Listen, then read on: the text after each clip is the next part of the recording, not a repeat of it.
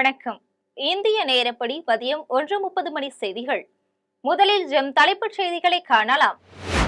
மலேசிய பிரதமர் அன்வர் இப்ராஹிமுடன் பிரதமர் நரேந்திர மோடி தொலைபேசியில் பேச்சு. ஆசியான் தலைமை பொறுப்பை மலேசியா ஏற்றுள்ளதற்கும் மாநாடு வெற்றி பெறவும் வாழ்த்து. திருவனந்தபுரத்தில் முன்னாள் குடியரசுத் தலைவர் KR நாராயணன் உருவச்சிலை திறப்பு.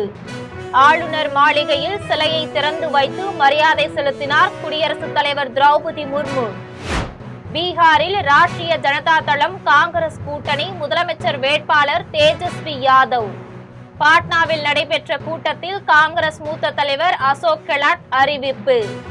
தமிழ்நாட்டில் நெல் கொள்முதல் செய்யாமல் ஆந்திரத்தில் இருந்து அரிசி இறக்குமதி செய்வதுதான் திராவிட மாடலா? சேமிப்பு கிடங்குகளை கட்டாமல் வெட்ட வெளியில் தார்பாய்களால் மூடி வைப்பது ஏன் என்றும் சீமான் வினா. உக்ரைனுடன் போர் நிறுத்த உடன்பாடு செய்து கொள்ளும்படி ரஷ்யாவுக்கு நெருக்குதல். ரஷ்ய எண்ணெய் நிறுவனங்களுக்கு பொருளாதார தடை விதிக்கப்படும் என ட்ரம்ப் எச்சரிக்கை. இனி விரிவான செய்திகளை காணலாம். தென்கிழக்காசிய நாடுகளின் கூட்டமைப்பின் தலைமை பொறுப்பை மலேசியா ஏற்றுள்ளதற்கு பிரதமர் நரேந்திர மோடி வாழ்த்து தெரிவித்துள்ளார். எக்ஸ் தள பக்கத்தில் அவர் வெளியிட்டுள்ள பதிவில் மலேசிய பிரதமர் அன்வர் இப்ராஹிமுடன் தொலைபேசியில் தொடர்பு கொண்டதாகவும் இருவரும் உரையாடியதாகவும் குறிப்பிட்டுள்ளார். தென்கிழக்காசிய நாடுகளின் கூட்டமைப்பு தலைமை பொறுப்பை மலேசியா ஏற்றுள்ளதற்கும் அடுத்து வரும் மாநாடுகள் வெற்றியடையவும் வாழ்த்து கூறியதாக குறிப்பிட்டுள்ளார். ஆசியன் இந்தியா உச்சி மாநாட்டில் காணொலியில் தான் பங்கேற்க உள்ளதாகவும் இது ஆசியான் இந்தியா இடையே கூட்டுறவை மேலும் ஆழமாக்கும் என்றும் பிரதமர் நரேந்திர மோடி தெரிவித்துள்ளார். கேரள மாநிலம் திருவனந்தபுரம் ஆளுநர் மாளிகையில் முன்னாள் குடியரசுத் தலைவர் KR நாராயணன் உருவச்சிலையை குடியரசுத் தலைவர் திரௌபதி முர்மு திறந்து வைத்து மரியாதை செலுத்தினார். குடியரசுத் தலைவர் திரௌபதி முர்மு கேரள மாநிலத்தில் 4 நாட்கள் சுற்றுப்பயணம் மேற்கொண்டுள்ளார். நேற்று சபரிமலை ஐயப்பன் கோவிலில் வழிபாடு செய்த பின் திருவனந்தபுரத்துக்கு சென்று ஆளுநர் மாளிகையில் தங்கினார். இன்று ஆளுநர் மாளிகை வளாகத்தில் அமைக்கப்பட்டுள்ள முன்னாள் குடியரசுத் தலைவர் KR நாராயணனின் உருவச்சிலையை குடியரசுத் தலைவர் திரௌபதி முர்மு திறந்து வைத்தார். இந்நிகழ்ச்சியில் ஆளுநர் ராஜேந்திர விஸ்வநாத் அர்லேக்கர், முன்னாள் குடியரசுத் தலைவர் ராம்நாத் கோவிந்த் உட்பட பலர் கலந்து கொண்டனர். பின்னர் அங்கிருந்து வர்க்கலா சிவகரியில் அமைந்துள்ள நாராயணகுரு சமாதி பீடத்திற்கு சென்று அங்கு சதாப்தி நிகழ்ச்சியில் கலந்து கொண்டார். தொடர்ந்து கோட்டயம் பாளையில் உள்ள புனித தோமையார் கல்லூரியில் நடைபெறும் வெள்ளி விழா நிகழ்ச்சியிலும் குடியரசுத் தலைவர் கலந்து கொள்கின்றார். பீகாரில் ராஷ்டிரிய ஜனதா தளம் காங்கிரஸ் கூட்டணியின் முதலமைச்சர் வேட்பாளராக தேஜஸ்வி யாதவை அறிவித்துள்ளது. பீகாரில் சட்டமன்ற தேர்தல் நவம்பர் 6, 11 ஆகிய நாட்களில் நடைபெற உள்ளது. இதில் பாஜக, ஐக்கிய ஜனதா தள கட்சிகள் தேசிய ஜனநாயக கூட்டணி என்ற பெயரில் போட்டியிடுகின்றன. இந்த கூட்டணியின் முதலமைச்சர் வேட்பாளர் நிதிஷ்குமார் என்று ஏற்கனவே அறிவிக்கப்பட்டுள்ளது.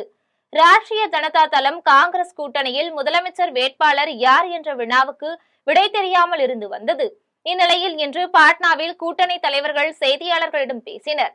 அப்போது பேசிய காங்கிரஸ் மூத்த தலைவர் அசோக் கெலாட், பாஜக ஆட்சியை விமர்சிப்பவர்கள் சிறையில் அடைக்கப்படுவதாக தெரிவித்தார். முந்தைய தேர்தலில் சில இடங்களை குறைவாக பெற்றதால் தேஜஸ்வி யாதவ் முதலமைச்சராக முடியாமல் போய்விட்டதாக தெரிவித்தார். இந்த தேர்தலில் தேஜஸ்வி யாதவ் முதலமைச்சர் ஆவதற்கு காங்கிரஸ் முழு ஆதரவை தெரிவித்துக் கொள்வதாக தெரிவித்தார். தமிழ்நாடு விவசாயிகளிடம் நெல் கொள்முதல் செய்ய மறுத்து ஆந்திரத்தில் இருந்து அரிசி இறக்குமதி செய்வதுதான் திராவிட மாடலா என்று நாம் தமிழர் கட்சி தலைமை ஒருங்கிணைப்பாளர் சீமான் வினவியுள்ளார். அவர் வெளியிட்டுள்ள அறிக்கையில் விவசாயிகள் அரும்பாடுபட்டு விளைவித்த நெல்மணிகளை விரைந்து கொள்முதல் செய்ய மறுக்கும் திமுக அரசின் அலட்சிய போக்கை கண்டித்து உள்ளார். ரத்தத்தை வியர்வையாக சிந்தி வெயிலிலும் மழையிலும் தங்கள் கடின உழைப்பினால் விளைவித்த நெல்லுக்கு உரிய விலை வேண்டி விவசாயிகள் காலங்காலமாக போராடி வருவதாக குறிப்பிட்டுள்ளார். திமுக அரசு உற்பத்தி செலவுக்கு இணையான மிக குறைந்த கொள்முதல் விலையை மட்டுமே நிர்ணயித்து விவசாயிகள் வயிற்றில் அடித்து வருவதாக குற்றம் சாட்டியுள்ளார். ஆந்திரத்தில் இருந்து தமிழ்நாட்டிற்கு அதிக அளவில் அரிசி இறக்குமதி செய்யப்படும் நிலையில் தமிழ்நாட்டில் விளைவித்த நெல் மூட்டைகளை கொள்முதல் செய்ய திமுக அரசு ஒவ்வொரு ஆண்டும் தாமதிப்பது ஏன் என்று சீமான் வினவியுள்ளார். கொள்முதல் நிலையங்களில் ஒவ்வொரு நெல் மூட்டைக்கும் விவசாயிகளிடமிருந்து 40 ரூபாய் பெறப்படும் முறைகேட்டை தடுக்க திமுக அரசு இதுவரை எந்த நடவடிக்கையும் எடுக்காதது ஏன் என்றும் வினவியுள்ளார். கார் பந்தயம் நடத்தவும் சமாதி கட்டவும் பல நூறு கோடி ரூபாய்களை வாரி இறைக்கும் திமுக அரசு நெல் சேமிப்பு கிடங்குகளை கட்டாமல் வெட்ட வெளியில் தார்பாய்களால் மூடி வைப்பது ஏன் என்று வினவியுள்ளார். கனமழையால் பாதிக்கப்பட்ட விவசாயிகளுக்கு உரிய இழப்பீட்டை வழங்க வேண்டும் என்றும் சீமான் வலியுறுத்தியுள்ளார். நாமக்கல் மாவட்டம் சேந்தமங்கலம் தொகுதி திமுக சட்டமன்ற உறுப்பினர் பொன்னுசாமி மாரடைப்பால் காலமானார். அவருக்கு வயது 74. 2006ஆம் ஆண்டு முதல் தொடர்ந்து 4 முறை சேந்தமங்கலம் தொகுதியில் போட்டியிட்ட பொன்னுசாமி 2006, 2021 ஆகிய 2 தேர்தல்களில் வெற்றி பெற்றார். 2011, 2016 தேர்தல்களில் தோல்வியடைந்தார். மாரடைப்பு காரணமாக மருத்துவமனையில் அனுமதிக்கப்பட்ட பொன்னுசாமி காலமானார். அவருக்கு ஏற்கனவே 2 முறை மாரடைப்பு ஏற்பட்டு 1 முறை ஆஞ்சியோ சிகிச்சையும் செய்யப்பட்டிருந்தது. இந்நிலையில் இன்று மீண்டும் மாரடைப்பு ஏற்பட்ட நிலையில் மருத்துவமனையில் அவர் உயிர் பிரிந்தது. பொன்னுசாமி மறைவுக்கு திமுக நாடாளுமன்ற உறுப்பினர் கனிமொழி எக்ஸ் தளத்தில் இரங்கல் தெரிவித்துள்ளார். அதில் பொன்னுசாமி மறைவேதிய செய்தி மிகுந்த வருத்தமளிப்பதாகவும் அவரது குடும்பத்தினருக்கு ஆழ்ந்த இரங்கல் தெரிவித்துக் கொள்வதாகவும் குறிப்பிட்டுள்ளார். விழுப்புரம் மாவட்டம் வீடூர் அணைக்கு நொடிக்கு 5647 கன அடி நீர் வந்து கொண்டிருக்கும் நிலையில் அதே அளவு நீர் 9 மதகுகளை திறந்து சக்கராபரணி ஆற்றில் வெளியேற்றப்பட்டு வருகின்றது. வடகிழக்கு பருவமழை தொடங்கியுள்ள நிலையில் விழுப்புரம் மாவட்டத்தில் செஞ்சி, மேல்மலையனூர், திண்டிவனம், மரக்காணம், வானூர், திருவெண்ணைநல்லூர் ஆகிய இடங்களில் கனமழை பெய்தது. கனமழையால் ஏரி, குளங்கள் நிரம்பி வருகின்ற நிலையில் விக்கிரவாண்டி அருகே உள்ள வீடூர் அணையும் நிரம்பியுள்ளது. 15,800 அடி நீளமும் 37 அடி உயரமும் கொண்டுள்ள இந்த அணையில் நீர்மட்டம் முழு கொள்ளளவை எட்டியதால் முதல் கட்டமாக 3 மதகுகள் வழியாக நீர் திறக்கப்பட்டது. பின்னர் 9 மதகுகளை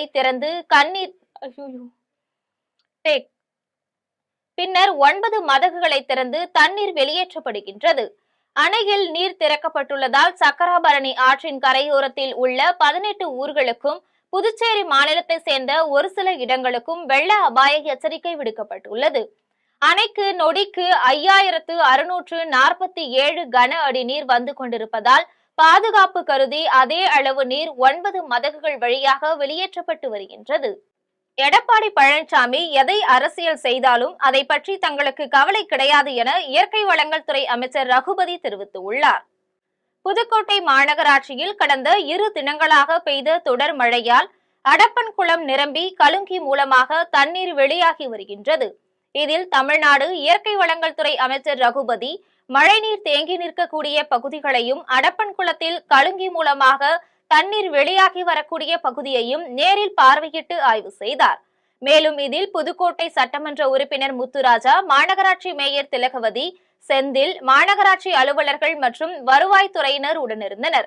பின்னர் அமைச்சர் ரகுபதி செய்தியாளர்களை சந்தித்து பேசிய போது விவசாயிகளிடமிருந்து கொள்முதல் செய்யப்பட்ட நெல்மணிகள் பாதுகாப்பாக தார்பாய்கள் அமைத்து மூடி வைக்கப்பட்டுள்ளது என்றும் எந்த பாதிப்பு ஏற்பட்டாலும் அதற்கு அரசு முழு பொறுப்பேற்றுக் கொள்ளும் என்றும் அமைச்சர் தெரிவித்தார். எடப்பாடி பழனிசாமி எதை அரசியல் செய்தாலும் அதை பற்றி தங்களுக்கு கவலை கிடையாது எனவும் மக்களும் அதை பற்றி கவலைப்பட மாட்டார்கள் என்றும் கூறினார். தொடர்ந்து பேசிய அவர் இரவு பகல் பாராமல் பாதிக்கப்பட்ட பகுதிகளுக்கு சென்று மக்களுக்கு தேவையான நிவாரண உதவிகளை செய்ய வேண்டும் என்று தமிழ்நாடு முதலமைச்சர் உத்தரவிட்டுள்ளதாக தெரிவித்தார். புயல் வெள்ளம் பாதிப்பின் போது மத்திய அரசு நிவாரணம் இல்லாமல் எங்களால் முடிந்த அளவு நிச்சயமாக எந்த வகையில் சமாளிக்க முடியுமோ அந்த வகையில் சமாளிப்போம் என கூறினார். கோவைக்கு துணை ஜனாதிபதி வருவதை குறித்து பாஜக மாநில தலைவர் நயினார் நாகேந்திரன் செய்தியாளர்களிடம் பேட்டியளித்தார். கோவை அவினாசி சாலையில் உள்ள பாஜக மாவட்ட அலுவலகத்தில் மாநில தலைவர் நயினார் நாகேந்திரன் செய்தியாளர்களை சந்தித்தார். அப்போது பேசிய அவர், இந்திய துணை ஜனாதிபதி CP ராதாகிருஷ்ணன் வருகின்ற 28ஆம் தேதி கோவை வருகிறார் என தெரிவித்தார். இந்நிலையில் அவருக்கு உற்சாகமான வரவேற்பு அளிக்க பல்வேறு ஏற்பாடுகள் செய்யப்பட்டுள்ளன என அவர் கூறினார். தொடர்ந்து அவர் கொடிஷியா அரங்கில் நடைபெறும் நிகழ்ச்சியில் பங்கேற்கின்றார். இதையடுத்து காந்தி சிலைக்கு மாலை அணிவிக்கும் நிகழ்ச்சியும் நடைபெறும் என்றார். பின்னர் தமிழகத்தின் பெருமை, தமிழரை துணை ஜனாதிபதி பதவிக்கு உயரத்தில் பாஜக முக்கிய பங்கு வகித்துள்ளது என குறிப்பிட்டார். தொடர்ந்து பேசிய அவர், விவசாயிகளின் பிரச்சனைக்கு எந்த அக்கறையும் இல்லாதவர்தான் முதல்வர் என குற்றம் சாட்டினார். மேலும் முதல்வர் தேர்தல் அறிக்கையில் சொல்வது ஒன்றாகவும் ஆட்சியில் செய்கிற செயல் வேறாகவும் உள்ளது என தெரிவித்தார். காலையில் 10 மணிக்கு வந்து இறங்குறாங்க. 10 மணிக்கு வந்து இறங்கிட்டு அவங்க விமான நிலையத்தில் அவங்களுக்கு வரவேற்பு கொடுக்குறோம். அதனைத் தொடர்ந்து கொடிச்சாவைகள் நடைபெறுகிற நிகழ்ச்சி. மாலை 4 மணிக்கெல்லாம் அவங்க திருப்பூர், ஆமாம், காந்தி சிலைக்கு மாலை போடுறாங்க. அது பிறகு பேரூர் மடத்தில் அவங்களுக்கு வரவேற்பு ஆசையும் கொடுக்குறாங்க. அந்த நூற்றாண்டு விழா கொண்டாட்டத்திலையும் கலந்து கொண்டுக்கிட்டு 4 மணிக்கெல்லாம் திருப்பூர் போகிறாங்க. கார்பரேஷன் இருக்கக்கூடிய அந்த காந்தி சிலை வந்துட்டு ரொம்ப நெருக்கமான ஒரு இடம். வைஸ் பிரசிடென்ட் வந்து அந்த இடத்துல நிகழ்ச்சி பண்ணுறது வந்து ரொம்ப கன்ஜஸ்டடாக இருக்குது. டவுன் ஹால் இருக்குது, பஜார் இருக்குது. நீங்கள் சொல்கிறது உண்மைதான். இருந்தாலும் நம்முடைய தேச பிதா மகாத்மா காந்திக்கு ஒரு மரியாதை செலுத்தணுங்கிறதுனால மாலை மட்டும் போட்டு நிகழ்ச்சி அங்கே எதுவும் கிடையாது. மாலையை மட்டும் போட்டுட்டு அங்கேருந்து அப்படியே கிளம்பிடுறாங்க. விழுப்புரம் புதிய பேருந்து நிலையத்தில் மழைநீர் முட்டி அளவு தேங்கி குளம் போல் காட்சியளித்த நிலையில் சட்டமன்ற உறுப்பினர் ஆய்வு மேற்கொண்டு நீரை வெளியேற்றினார். விழுப்புரம் மாவட்டத்தில் உள்ள புதிய பேருந்து நிலையத்தில் பெய்த தொடர் கனமழையால் மழைநீர் குளம் போல் தேங்கியுள்ள நிலையில் ஓட்டுநர்கள் பேருந்து நிலையத்திற்குள் பேருந்துகளை இயக்குவதில் கடும் சிரமத்திற்கு உள்ளாகினர். இதைத் தொடர்ந்து பயணிகள் பேருந்து நிலையத்திற்குள் செல்லாமல் முகப்பு வாயிலில் நின்று பேருந்துகளில் ஏறி சென்றனர். இதுகுறித்து சட்டமன்ற உறுப்பினர் லட்சுமணன் ஆய்வு மேற்கொண்ட நிலையில் மாவட்ட ஆட்சியர் ஷேக் அப்துல் ரஹ்மான் உத்தரவின் பேரில் ராட்சத மோட்டார் மூலம் மழைநீரை 5 மணி நேரத்திற்குள் வெளியேற்றினர். இதனால் விழுப்புரம் புதிய பேருந்து நிலையம் மீண்டும் பழைய நிலைமைக்கு திரும்பியது. செஞ்சியில் மறைந்த முன்னாள் முதல்வர் கலைஞர் கருணாநிதி அவர்களின் பிறந்தநாள் விழா நடைபெற்றது. விழுப்புரம் மாவட்டம் செஞ்சி ஊராட்சி ஒன்றிய அலுவலகத்தில் மறைந்த முன்னாள் முதல்வர் கலைஞர் கருணாநிதி அவர்களின் பிறந்தநாள் விழா நடைபெற்றது. இதில் சட்டமன்ற உறுப்பினர் செஞ்சி மஸ்தான் கலந்து கொண்டு 70க்கும் மேற்பட்ட நபர்களுக்கு இலவச மூக்கு கண்ணாடிகள் வழங்கினார். இந்நிகழ்ச்சியில் செஞ்சி ஒன்றிய பெருந்தலைவர் விஜயகுமார், கவுன்சிலர் பச்சையப்பன், சமூக ஆர்வலர் ஜோலாதாஸ் உள்ளிட்ட பாரத் மித்ரன் அறக்கட்டளை நிர்வாகிகள் பலர் கலந்து கொண்டனர். தன்னை தடுத்தால் உங்கள் தலைமையை தடுப்பேன் என்றும் பூச்சாண்டி காட்டும் வேலையெல்லாம் தன்னிடம் காட்ட வேண்டாம் எனவும் பாமக சட்டமன்ற உறுப்பினர் ஆவேசமாக தெரிவித்துள்ளார். சேலம் மாவட்டம் ஓமலூரில் ராமதாஸ் பாமக சார்பில் நிர்வாகிகள் ஆலோசனை கூட்டம் நடைபெற்றது. இதில் சட்டமன்ற உறுப்பினர் அருள் கலந்து கொண்டு ஆலோசனைகள் வழங்கினார். இதனைத் தொடர்ந்து சட்டமன்ற உறுப்பினர் அருள் பேசிய போது, தன்னை தடுத்தால் உங்கள் தலைமையை தடுப்பேன் என்றும் பூச்சாண்டி காட்டும் வேலையெல்லாம் தன்னிடம் காட்ட வேண்டாம் எனவும் ஆவேசத்துடன் தெரிவித்தார். தொடர்ந்து பேசிய அருள் 18 முறை சிறை சென்றுள்ளதாகவும் தன்னை மிரட்டலாம் என்று நினைக்க வேண்டாம் என்றும் தனக்கு இந்த மண்ணும் மக்களும் தான் பாதுகாப்பு என்றும் தெரிவித்தார். மேலும் வரும் 26ஆம் தேதி நடைபெறும் பொதுக்குழு கூட்டத்தில் 10,000த்திற்கும் மேற்பட்டோர் பங்கேற்க வேண்டும் என்று தீர்மானிக்கப்பட்டது என கூறினார். கடலூரில் பெய்து வரும் தொடர் மழையினால் சுவர் இடிந்து விழுந்து 2 பேர் உயிரிழந்துள்ளனர் என மாவட்ட ஆட்சியர் தெரிவித்துள்ளார். கடலூர் மாவட்டத்தில் வடகிழக்கு பருவமழை தொடங்கிய நிலையில் வண்ணான்குட்டை, பாதிரிக்குப்பம், நந்தவெள்ளி உள்ளிட்ட பல்வேறு பகுதிகளில் மழைநீர் தேங்கி உள்ளதால் மீட்பு பணிகள் நடைபெற்று வருகின்றது. இதனை மாவட்ட ஆட்சியர் ஆதித்யா செந்தில்குமார், காவல் கண்காணிப்பாளர் மோகன், மாநகராட்சி மேயர் சுந்தரி ராஜா ஆகியோர் ஆய்வு மேற்கொண்டனர். இந்த ஆய்வின் போது மாவட்ட ஆட்சியர் கூறுகையில், கனமழையின் காரணமாக 4 நபர்களுக்கு பாதிப்பும் 6 கால்நடைகளுக்கு இறப்பும் ஏற்பட்டுள்ளது. தொடர்ந்து 22 குடிசைகள் பகுதியளவில் சேதமடைந்துள்ளது. இதையடுத்து சுவர் இடிந்து ஆண்டார்முள்ளி பள்ளத்தில் 2 உயிரிழந்துள்ளனர். தொடர்ந்து அவர் இறப்புக்கு நிவாரண நிதியுதவி உடனடியாக வழங்க நடவடிக்கை மேற்கொள்ளப்படும் என தெரிவித்தார். இதையடுத்து பொதுமக்களிடம் மழைக்காலங்களில் பாதுகாப்பான இடங்களில் இருக்கும்படி கேட்டுக்கொண்டார். காரைக்காலில் மாவட்ட மீனவர்கள் அவசர ஆலோசனை கூட்டம் நடைபெற்றது. காரைக்கால் மாவட்டத்தில் உள்ள மீன்பிடி துறைமுகத்தில் நடைபெற்ற மீனவர்கள் ஆலோசனை கூட்டத்தில் கிளிஞ்சல்மேடு, பட்டினச்சேரி, மண்டபத்தூர் உள்ளிட்ட 11 மீனவ கிராம பஞ்சாயத்து பிரதிநிதிகள் கலந்து கொண்டனர். இதில் ஆந்திர மீனவர்கள் பிடித்து வைத்துள்ள காரைக்கால் மீனவர்களின் படகுகளை மீட்பதும், ராமேஸ்வரம் வரை கடலோர பகுதியில் பிரச்சனைகள் இன்றி மீன்பிடிப்பது குறித்தும் ஆலோசித்தனர். இதைத் தொடர்ந்து கூட்டத்தில் காரைக்கால் மாவட்டம் மீனவர்கள் ஆந்திரா மாநில கடல் எல்லையில் மீன்பிடிக்க கூடாது என தீர்மானம் நிறைவேற்றப்பட்டது. இந்த தீர்மானத்தை பின்பற்றாத விசைப்படகு உரிமையாளர்கள் மீது பஞ்சாயத்தார்கள் 5 லட்சம் ரூபாய் அபராதம் விதித்து நடவடிக்கை எடுக்கப்படும் என எச்சரிக்கை விடுத்தனர். தொடர்ந்து காரைக்கால் முதல் ராமேஸ்வரம் வரை 5 நாட்டிக்கல் மைல் தொலைவில் தான் மீனவர்கள் மீன்பிடிக்க வேண்டும் என்று முடிவெடுத்தனர். புதுக்கோட்டையில் நெல் கொள்முதல் நிலையங்களில் வைக்கப்பட்டிருந்த 10,000 நெல் மூட்டைகள் முளைக்க தொடங்கியதால் விவசாயிகள் மிகுந்த வேதனையில் உள்ளனர். புதுக்கோட்டை மாவட்டத்தில் உள்ள துவாரா, வெள்ளாள விடுதி ஆகிய கிராமங்களில் செயல்பட்டு வரும் தமிழக அரசின் நேரடி நெல் கொள்முதல் நிலையங்களில் சேமித்து வைக்கப்பட்டிருந்த 10,000 நெல் மூட்டைகள் மழையில் நனைந்து முளைக்க தொடங்கி உள்ளது. இந்நிலையில் தமிழக அரசு உரிய காலத்தில் நெல் மூட்டைகளை கொள்முதல் செய்யாததால் தற்போது பெய்த மழையில் நனைந்து நெல்மணிகள் முளைக்க தொடங்கி உள்ளதாக விவசாயிகள் குற்றம் சாட்டினர். தொடர்ந்து நாகப்பட்டினம், திருவாரூர் போன்ற டெல்டா மாவட்டங்களில் செயல்படுவது போல கொட்டகையுடன் கூடிய தளம் அமைத்து அனைத்து நெல்மணிகளை கொள்முதல் செய்ய வேண்டும் என தமிழக அரசிற்கு விவசாயிகள் கோரிக்கை விடுத்தனர். பட்டுக்கோட்டையில் தொடர் கனமழையினால் நெற்பயிர்கள் சேதமடைந்த நிலையில் விவசாயிகள் உரிய இழப்பீடு வழங்க அரசுக்கு கோரிக்கை விடுத்தனர். தஞ்சாவூர் மாவட்டம் பட்டுக்கோட்டை அருகே உஞ்சிய விடுதியில் 400 ஏக்கருக்கு மேல் நெல் விவசாயம் செய்த நிலையில் கடந்த சில தினங்களுக்கு முன்பு 300 ஏக்கர் நெற்பயிர்கள் அறுவடை செய்தனர். இந்நிலையில் மீதமுள்ள 100 ஏக்கர் நெற்பயிர்கள் அறுவடை செய்யாமல் இருந்த நிலையில் கடந்த 2 தினங்களாக பெய்த தொடர் கனமழையினால் நெற்பயிர்கள் மழைநீரில் மூழ்கி அழுகி வீணாகி உள்ளது.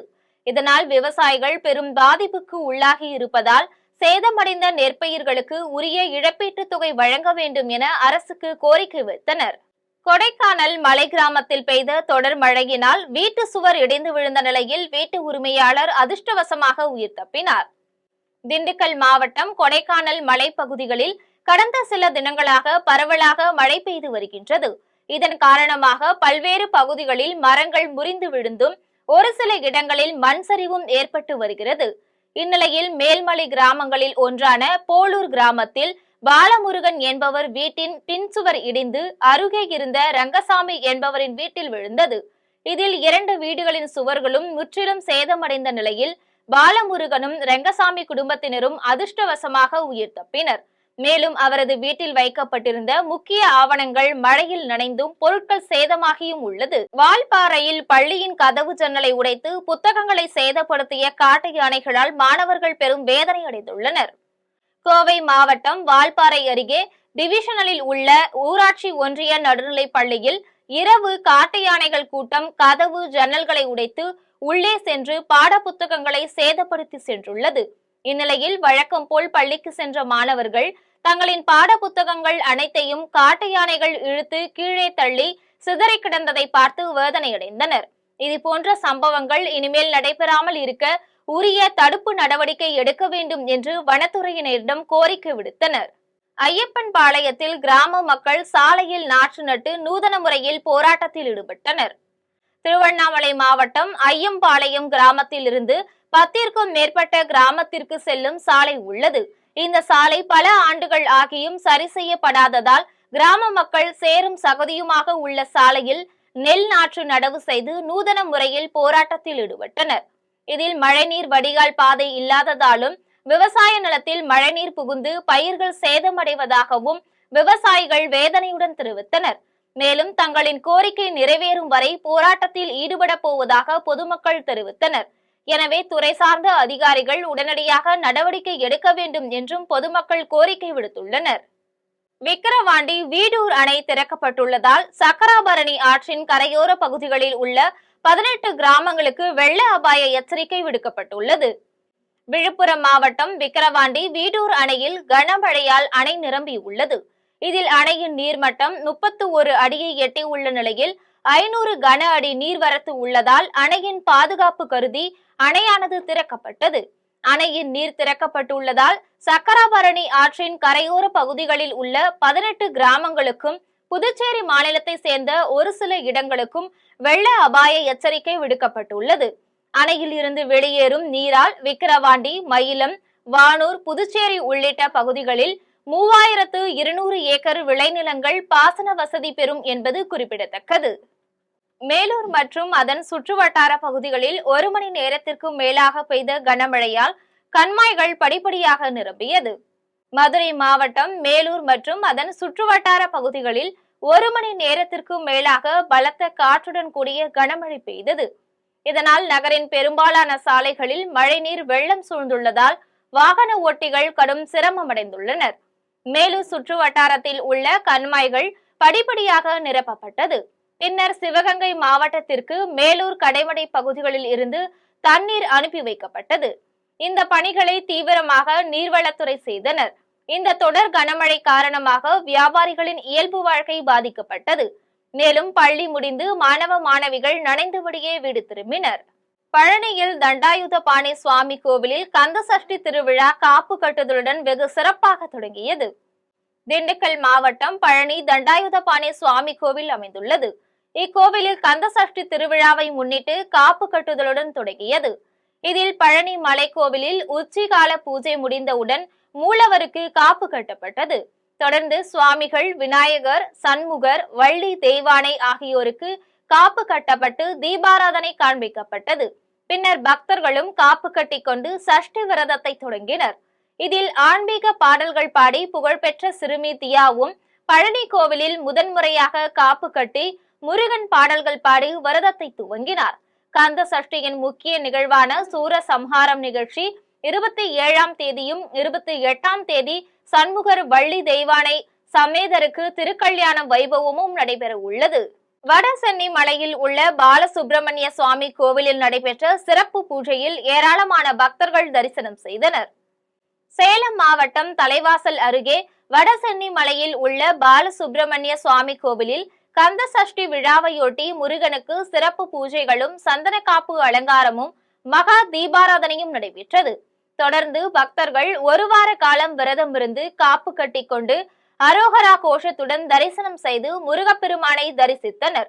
இதையடுத்து அனைவருக்கும் அன்னதானம் வழங்கினர். இனி வருவது தங்கம், வெள்ளி விலை மற்றும் பங்குச்சந்தை நிலவரம்.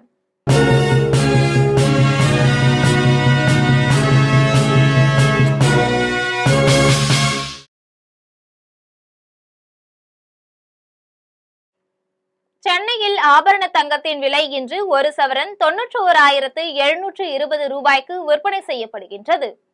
சென்னையில் இன்று ஆபரண தங்கத்தின் விலை கிராமுக்கு 75 ரூபாய் குறைந்து 11,465 ரூபாய்க்கு விற்பனை செய்யப்படுகின்றது. மேலும் ஒரு சவரன் 600 ரூபாய் குறைந்து 91,720 ரூபாய்க்கு விற்பனை செய்யப்படுகின்றது. 24 கேரட் தூய தங்கம் ஒரு சவரன் 1,64,000 ரூபாய்க்கு விற்பனை செய்யப்படுகின்றது. மேலும் 1 கிராம் வெள்ளி 159 ரூபாய்க்கும் 1 கிலோ வெள்ளி 1,59,000 ரூபாய்க்கும் விற்பனை செய்யப்படுகின்றது. மும்பை பங்குச்சந்தை இன்று உயர்வுடன் காணப்படுகின்றது. மும்பை பங்குச்சந்தை குறியீட்டு எண் சென்செக்ஸ் 687 புள்ளிகள் அதிகரித்து 85,113 புள்ளிகளில் வணிகமாகின்றது. தேசிய பங்குச்சந்தை குறியீட்டு எண் நிப்டி 186 புள்ளிகள் அதிகரித்து 26,055 புள்ளிகளில் வணிகமாகின்றது. மீண்டும் ஜெம் தலைப்புச் செய்திகள். மலேசிய பிரதமர் அன்வர் இப்ராஹிமுடன் பிரதமர் நரேந்திர மோடி தொலைபேசியில் பேச்சு. ஆசியான் தலைமை பொறுப்பை மலேசியா ஏற்றுள்ளதற்கும் மாநாடு வெற்றி பெறவும் வாழ்த்து. திருவனந்தபுரத்தில் முன்னாள் குடியரசுத் தலைவர் KR நாராயணன் உருவச்சிலை திறப்பு. ஆளுநர் மாளிகையில் சிலையை திறந்து வைத்து மரியாதை செலுத்தினார் குடியரசுத் தலைவர் திரௌபதி முர்மு. பீகாரில் ராஷ்டிரிய ஜனதா தளம் காங்கிரஸ் கூட்டணி முதலமைச்சர் வேட்பாளர் தேஜஸ்வி யாதவ். பாட்னாவில் நடைபெற்ற கூட்டத்தில் காங்கிரஸ் மூத்த தலைவர் அசோக் கெலாட் அறிவிப்பு. தமிழ்நாட்டில் நெல் கொள்முதல் செய்யாமல் ஆந்திரத்தில் இருந்து அரிசி இறக்குமதி செய்வதுதான் திராவிட மாடலா?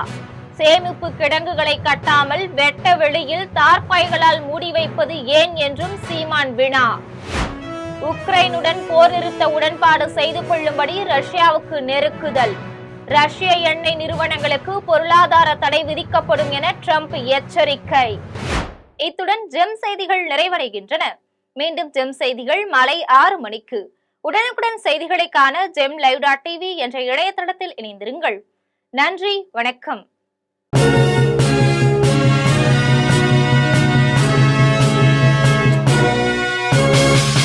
உடனுக்குடன் அப்டேட் தெரிந்து கொள்ள ஜெம் டிவி தமிழ் ஆப்பை இன்ஸ்டால் செய்யவும்.